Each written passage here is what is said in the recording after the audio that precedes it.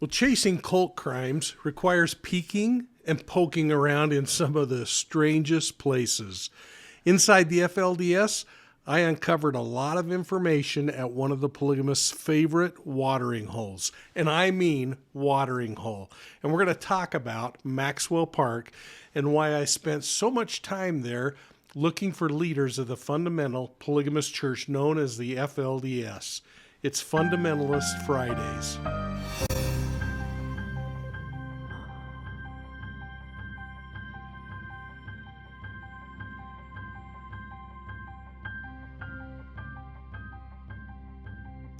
Well, hey everybody, welcome to Profiling Evil and this special series that I'm doing on the FLDS Church. That's the fundamentalist church that's led by imprisoned child sex abuser Warren Jeffs. And I hope as we get rolling that you'll take time to hit that like and subscribe button. Make sure you're giving us the thumbs up and share us with your friends. We really appreciate the chance to grow, and we appreciate our association with each of you. Now, in our last episode on the FLDS during Fundamentalist Fridays, we talked about the history of polygamy. And I spent some time talking about the home Warren Jeffs designed from prison. He demanded that his followers complete the structure as quickly as they possibly could, because this guy was prophesying that the walls of his Texas prison would soon fall to the ground and he'd return to Short Creek in his glory, where he'd live in the home with his 87 wives. Well, it didn't happen. But his dutiful followers completed the construction of the massive building with its thick concrete and steel reinforced walls, and they did it all in less than a year. Now keep in mind that Jeffs had 10,000 plus sets of hands that were jumping to his beck and call. In fact, I found this old time-lapse video of the FLDS people raising a complete, very large home in just a couple of days. You might find this just as interesting as I do. Let's watch.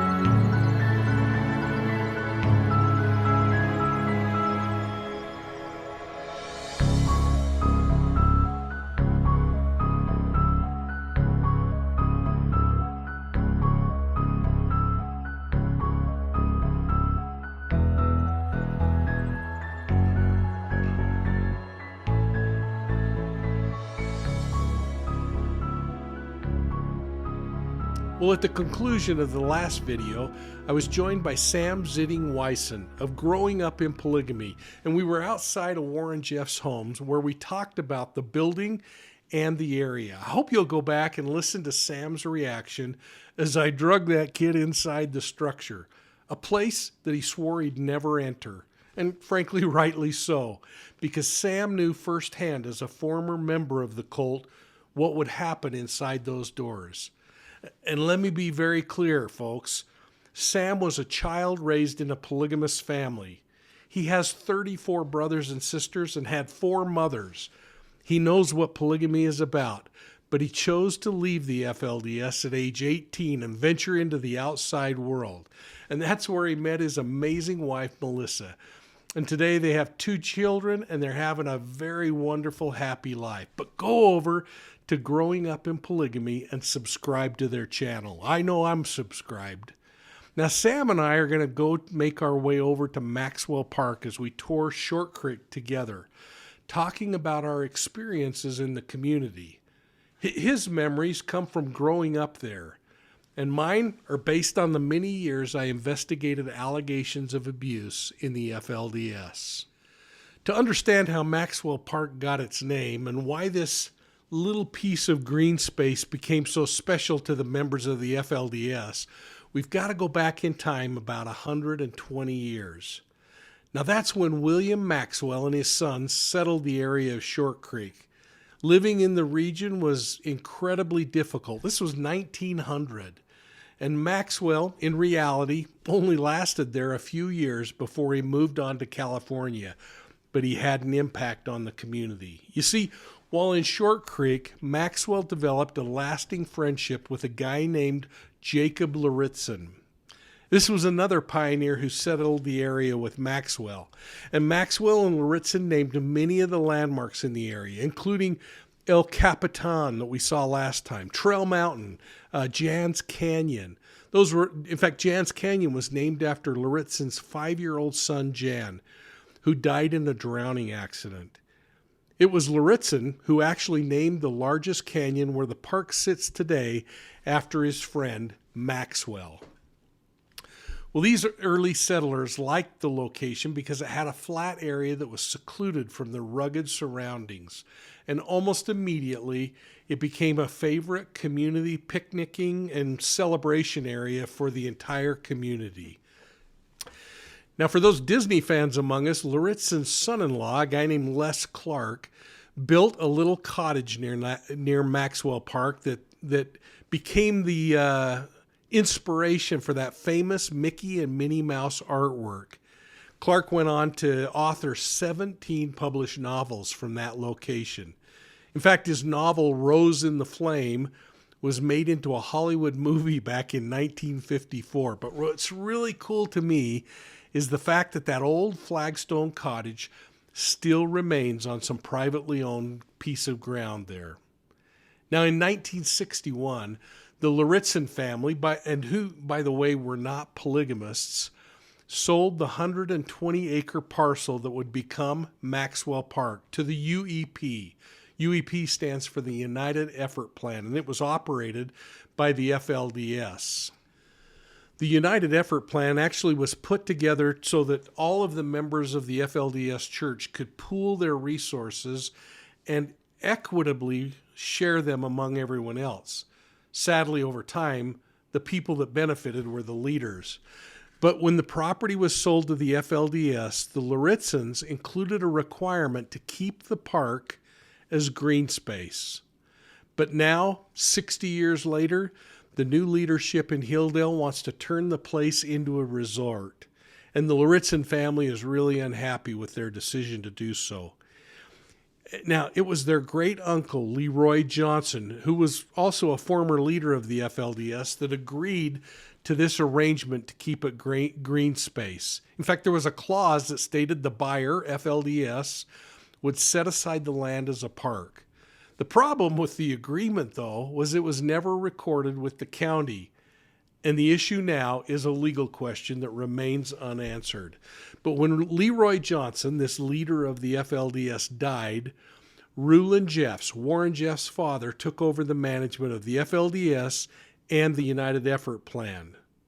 Well, by the time his son came into control, things really started getting out of hand. And that's what concerned government, who after Jeff's arrest took control of all of the UEP assets. The manager of the FLDS Trust, this United Effort Plan, sold the Maxwell Park area to a private investor for $250,000.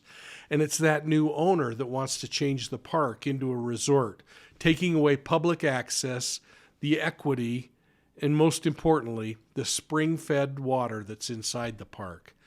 So the question becomes, what's in the water? Maxwell Park has long been a popular place for people to fill up their water bottles and their jugs with spring water for free. The spring produces about 70 gallons of water per minute. It is a fast-moving spring, and it's been open to the community in Hildale to get incredibly pure water free of charge since the 1900s. In the early days of my investigations into the FLDS, I would often park in the area of Maxwell Park and watch the people, usually with my binoculars, and watch the people that would come in there to replenish their drinking water supply. Most often it was the women and children who came to get water, but every once in a while, one of the men that frankly was someone that I was hoping to chat with would wander in for a drink. It was then that I'd try, and usually unsuccessfully, to chat with them. I think what's important to point out is that the FLDS people seem happy back then. Especially the children who frankly didn't know any better. I try to constantly remind myself of this and remind myself that I might have a skewed view that all of the FLDS are scheming, evil predators like Warren Jeffs was. And frankly, I don't think it's the case. They certainly have lived a different lifestyle than I've chosen, but most of these people will tell you that it's a religious decision to practice plural marriage, not a lustful decision like we try to make it out to be. But with all those people that say it's good, there are many that didn't commit crime that say it wasn't good. That said, whenever I speak to somebody who's left the FLDS, taking into account that there are disgruntled people in some way that are always out there complaining, that most of them are looking for something different, perhaps something better. They seem to utter similar kinds of disappointments with the lifestyle, the lack of equality, and the dysfunction that happens inside there. There seems to be polar differences, though, between those who grew up in the group and share experiences of their youth compared to those who remain in the FLDS and engage in polygamy. The children, a much different perception than the adults who become polygamous. And to support this, I've taken a few quotes from some people who have lived inside the group and later left. They come from the pen of a writer who goes by the name of Barry Knoll, and I smile when I read Barry Knoll's blog, and here's why. If you recall the story in our last episode about Robert Barry and his wife Isabel, along with Barry's brother Joseph, remember that they were murdered by Indians in 1866 in the Short Creek area. The site where the attack happened was later named Barry Knoll, which is the name of the blog and the writer, Barry Knoll. Always makes me smile. Now, I don't know who this person is. I've emailed him in hopes of chatting, but Barry has never responded.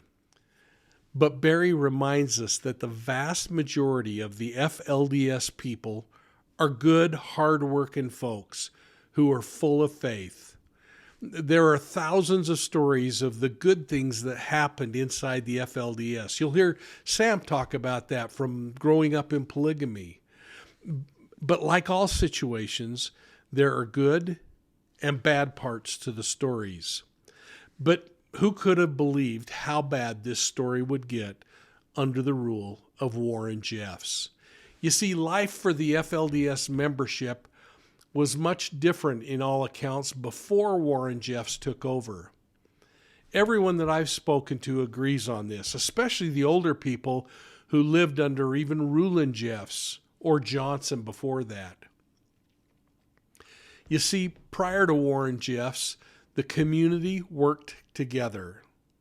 They worshiped their God together, and they embraced recreational activities and other things together. They held community events, dances, sporting events, and other kinds of activities. The memories of the older FLDS members suggest that they were pretty dang neighborly, and they were kind to one another. These folks loved to celebrate holidays together, including the 3-day Harvest Fest celebration that Rulon Jeffs established.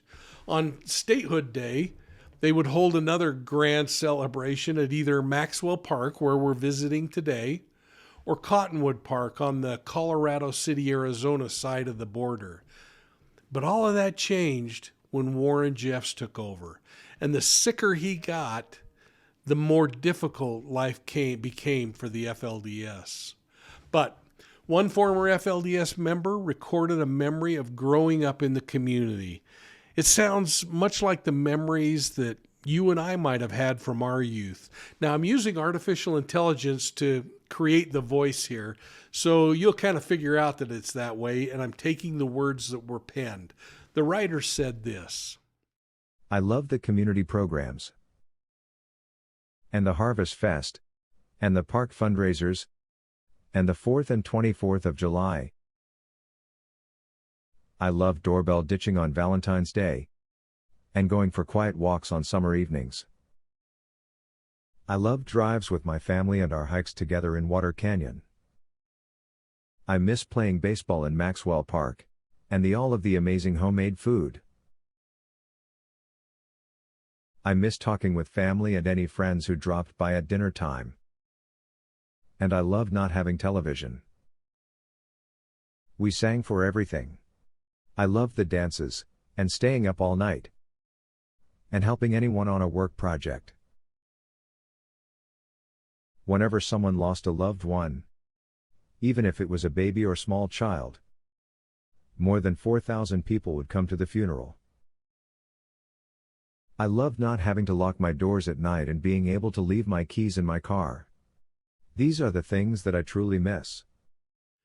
Then we can kind of see an emotional moment in the writing as the writer talked about when Warren Jeffs came into control. Let's catch that. But most of all, I miss my family. I have tears running down my cheeks as I think about them. I miss them so much. You know, I just realized that is what it is. Everyone out there was family. Another member of the old community recalled a time when he went against the rules, stating the following: I remember ditching 7th period study and easily outrunning the night watch, night after night. The men who guarded our town at night, working under the direction of Willie Jessup, earned the name the God Squad. We literally hiked every mountain around town, and I remember falling asleep at the cannery at 3 in the morning. We'd go out to play basketball, but we were really there to flirt with the girls. It seemed like we were constantly patching the holes in our bike tires, and we had hundreds of best friends. I remember riding my mini bike down to the gas station, where I'd drain all the gas from the hoses into my tank. Whenever I had to, I'd top off the tank with 10 cents. I remember stealing my dad's beer out of the fridge and kissing the neighbor girl. Yes. Under Warren Jeffs, dances, plays, and other wholesome activities were canceled. The boys were actually ordered that they can't talk to the girls, and likewise the girls were ordered they couldn't talk to the boys. All of those previously mentioned activities that we've talked about were now considered by Warren Jeffs to be wicked, and anybody caught breaking the new rules would be severely punished, perhaps even exiled from the community. Now keep in mind, that wouldn't have been a bad thing, but the outside world was terrifying to these people. And things remained that way for many years beyond Warren Jeffs' conviction for sexually abusing children. And in some cases, it's continuing today. And Warren Jeff's behavior got only more bizarre from prison. Now, one of those kids from that time period remembered what life was like before Warren Jeffs became the leader of the FLDS. And that kid was Sam Zitting Wyson. Sam and his wife, as I've mentioned, have a great YouTube channel called Growing Up in Polygamy. And Sam joined me out at Maxwell Park and traveling around town as we talked about what life was like when he grew up in this FLDS community. Remember, he speaks from experience. He's got 34 siblings, and his father was the long-standing mayor of Hildale, Utah. I talked to his dad on many occasions. He's the guy I used to meet with when I worked for the Attorney General's office. His father not only was mayor, but he served as one of the key leaders of the FLDS church. So let's watch Sam and my discussion from Maxwell Park. I think you're going to love the imagery and the backdrop when we were talking. Hey everyone, my name is Sam from Growing Up in Polygamy. Hey, and I'm Mike from Profiling Evil. Today we are actually standing in Maxwell Park here in Hildale, Utah, my childhood home. My father was actually, he was the mayor of Hildale and was also in charge of this beautiful park we're standing in right here. So I spent a lot of time right here where I'm standing today as a shorter, younger boy. I have a hard time believing you were ever shorter. Yeah. You know, is the fact that, number one, historically, Maxwell was one of the original founders of Short Creek. Correct, yes. But he didn't own this land. It was actually owned by a family that were not practicing plural marriage. They weren't polygamous. Mm-hmm. But at a certain point, I think within Johnson's reign, when he was the leader of the FLDS, he donated or sold the land with a very strict edict that it always be and always remain a park and not be commercialized. Exactly. He's a very well-known person, Maxwell, and everyone admired him. I believe he actually did donate a lot of the land to the FLDS or to Johnson and the people here. He also, there's this natural water spring where the whole town, even from Colorado City, Arizona, they come here and get their water, their fresh water from these taps right here. And he also wanted to make sure that that was available to the public as well. You know, for years, I've watched this. And when I was investigating cult crimes for the Attorney General, I would come here sometimes and park just to see which families were coming, because my hope was that it might be one of those places where I'd see one of the leaders that I was really trying to corner and question. And it's a place today that you see a mix of prairie dresses and people that are wearing street clothes like you and I now. Yes. Yeah, so nowadays, most everyone that lives in Colorado City and Hildale are people that no longer follow or believe in Warren Jeffs. All the ones that are strongly believing in Warren Jeffs today have been asked to move out because this area is being overrun by apostates, as they call them, which are people that have left the church. And they're coming back and reclaiming their land, reclaiming their homes. And so for that reason, most of the FLDS people that follow Warren Jeffs are living in surrounding towns near this area, and some of them in North Dakota as well. You know, I'll never lose the image in my mind of coming up here and seeing 50 kids playing in this park, playing softball or football, and the girls running in those prairie dresses, and the boys in the 100-degree summer heat with the sleeves down to their wrists. That was me right here. Actually, we would play a lot of kickball and baseball right here behind me, and you know, on top of that, I remember vividly my mother sitting on the grass right here. I don't remember if she was on a chair or just on the grass. And me and a couple of my brothers ran up the mountain behind us and just shot right up the cliff. Actually, a close call. One of my brothers stepped on a rock and almost fell. I had to kind of try to grab him and keep him from falling. But sometimes I wonder, how did we survive?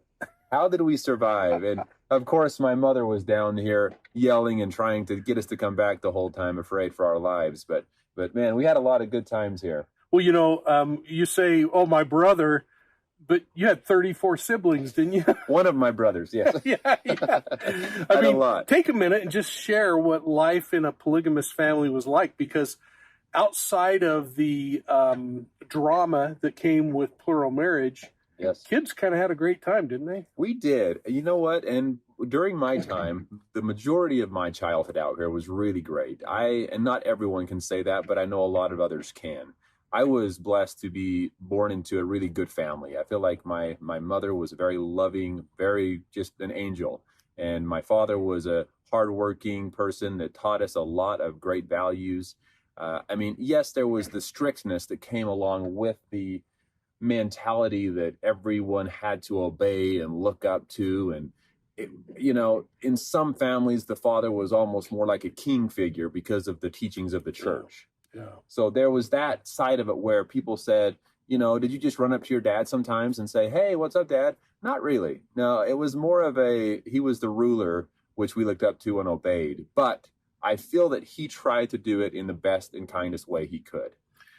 I have heard that so many times from people who live polygamous lifestyles, that their closeness was with their mother or mothers, and that the father was just kind of someone who flitted in and out, and there was like a real lack of connection with them, almost a disconnect. But you've gone through a process where you walked away from the FLDS. Yes. And with that comes some very traumatic family issues. Do you care to share any of that? Sure. Well, unfortunately, when you leave the FLDS church, or at least what became the Warren Jeffs church, if you leave, you're not welcome back. And that was because of Warren's teachings. Before Warren Jeffs, I had older brothers, and I'm talking way older than me, that had left the church before I was even born, that would come around for Thanksgiving time.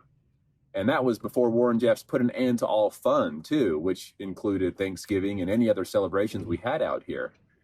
So he actually banned the word fun as well. He said, no longer can we say fun. If you are enjoying something, you can say it's enjoyable, but nothing should be fun, because everything should be for the building up of the kingdom of God, and no fun shall be had in my town, basically, is what he said.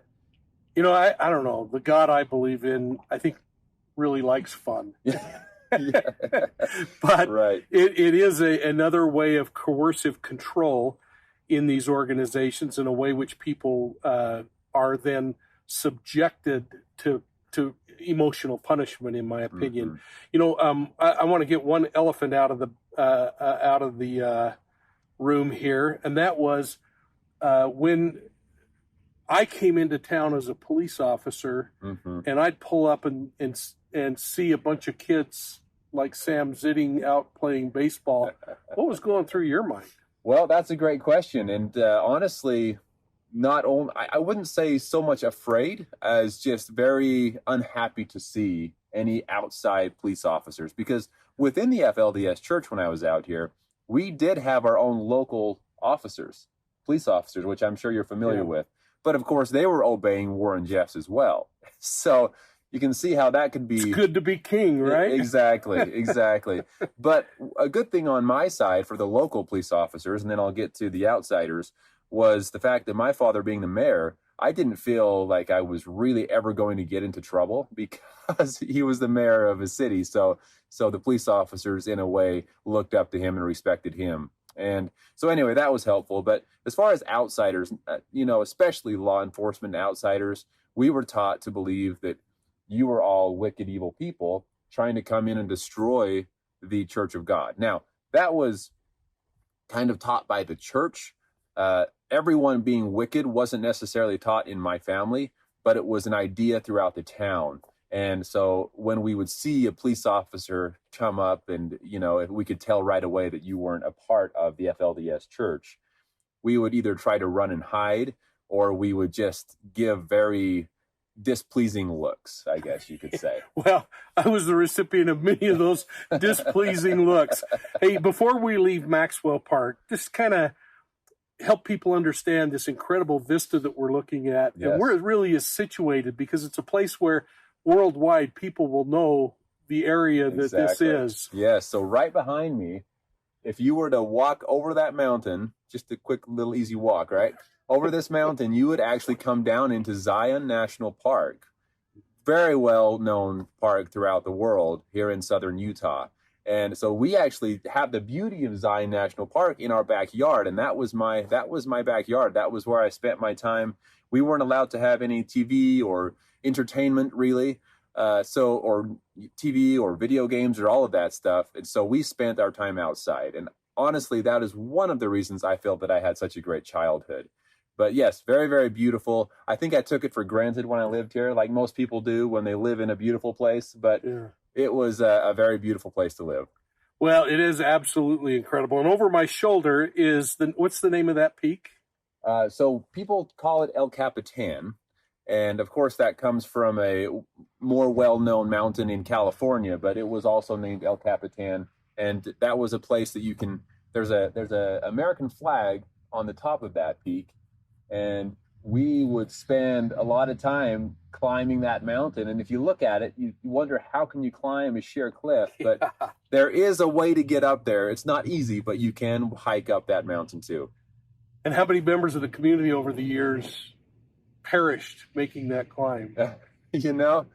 Surprisingly, no one in my family, but I don't know for sure about that specific peak, but there were mountains around us here where there was life lost in hiking around some of these mountains.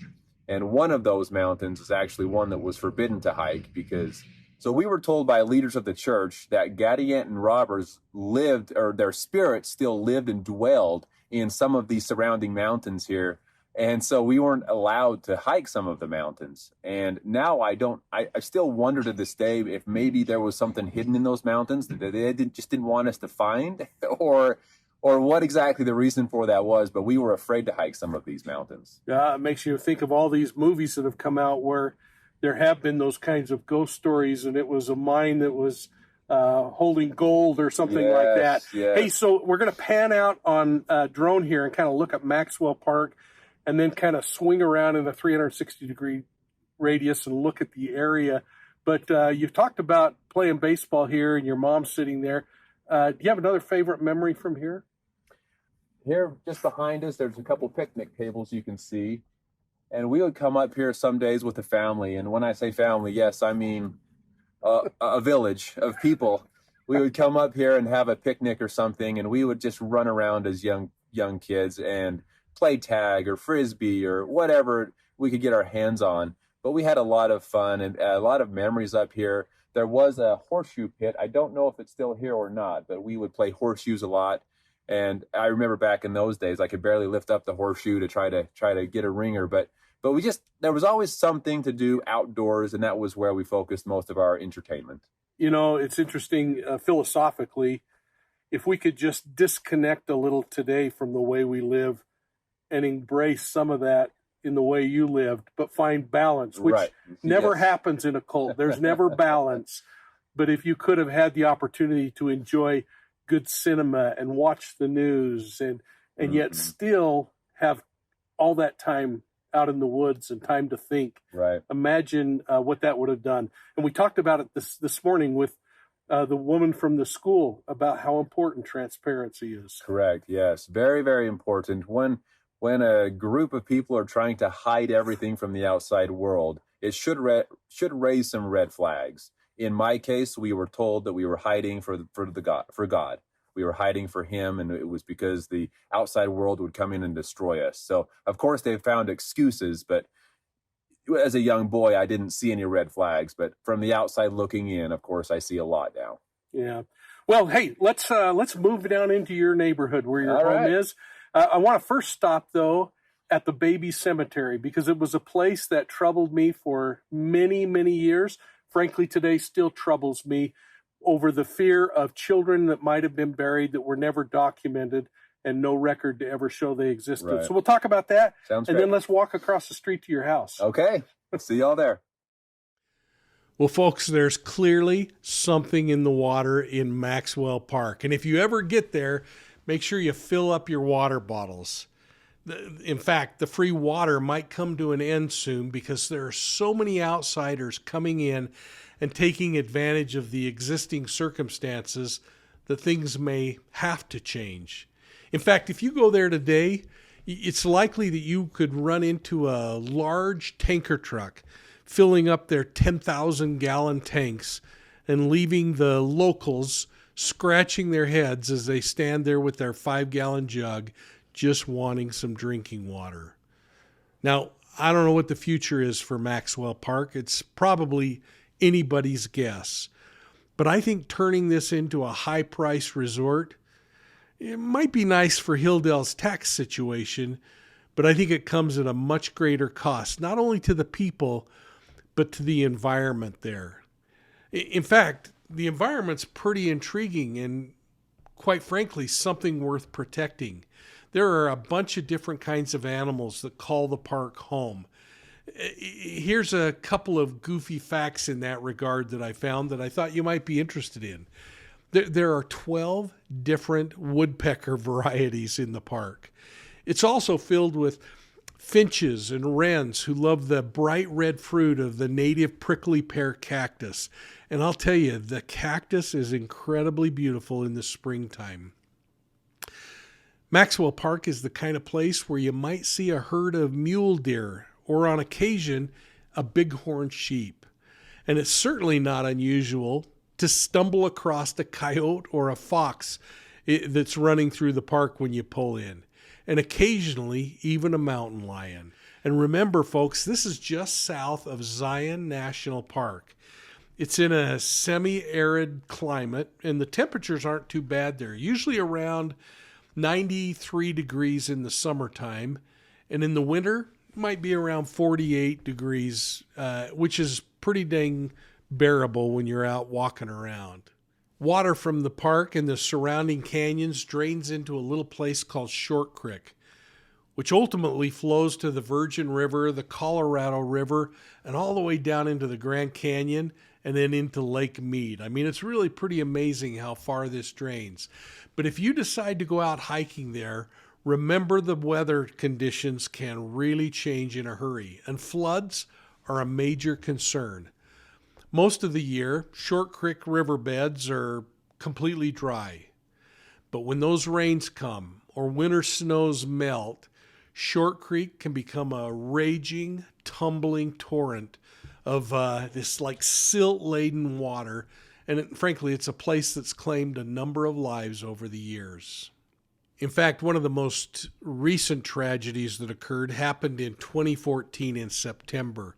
The community was experiencing a severe thunderstorm, which resulted in tragedy as two families were trapped by floodwaters coming out of Maxwell's Wash. They'd actually stopped quite a ways back from the floodwaters, and they were kind of looking and watching things. But while they were looking at the river coming by, they failed to observe that the muddy stream had actually turned into this massive flood surge, which was more than 40 feet wide, and it came crashing down through the canyon in this 600-foot wide torrent of water and sludge and mud and debris. Bystanders tried to alert the two families who were standing there watching, but they were too late.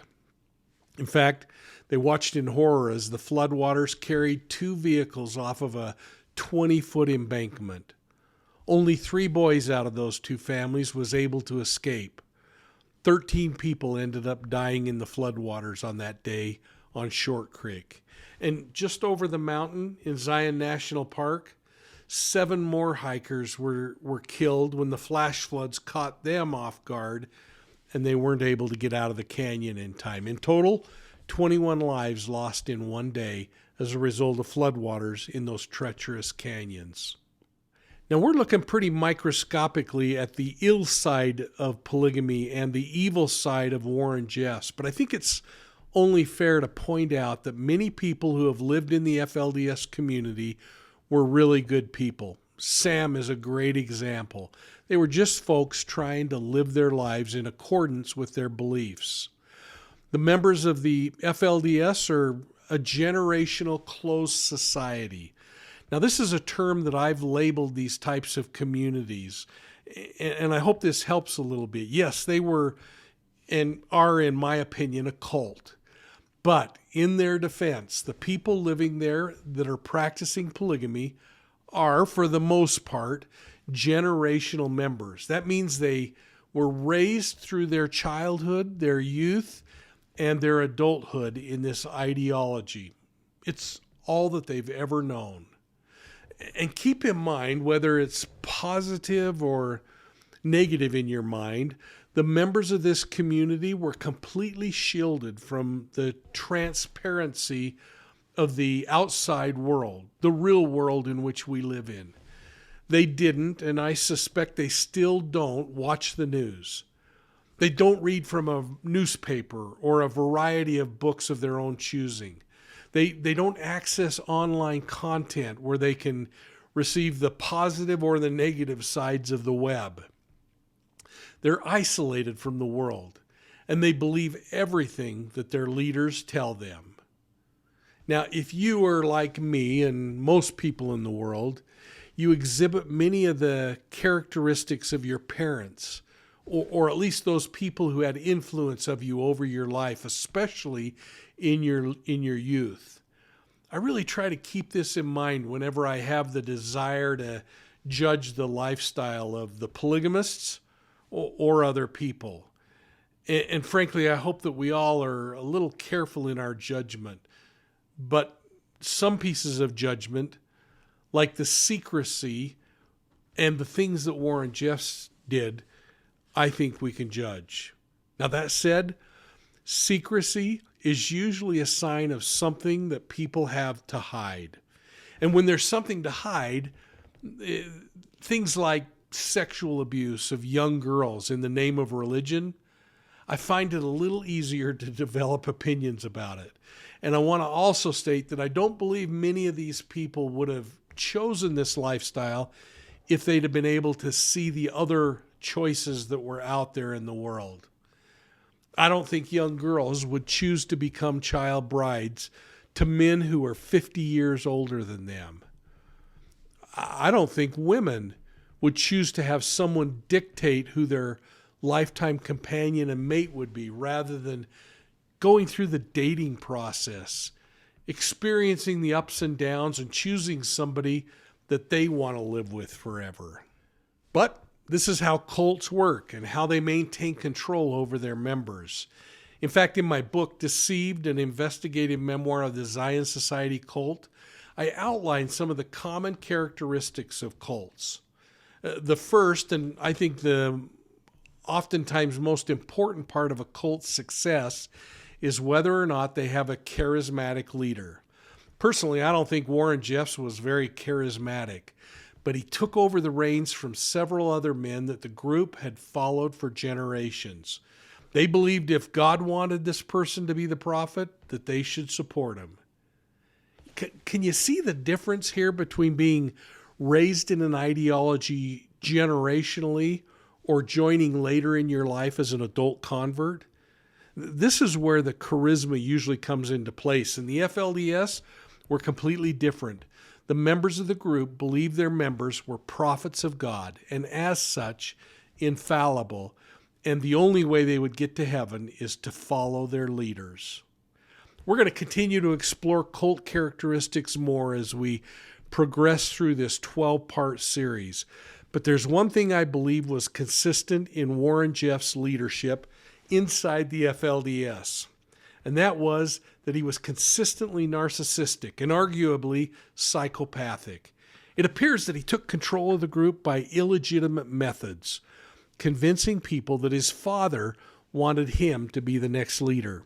Well, soon after taking control of the FLDS, he began issuing dictates, revelations in his terminology, things that fortified his position and gave him more power and more control, the thing he wanted.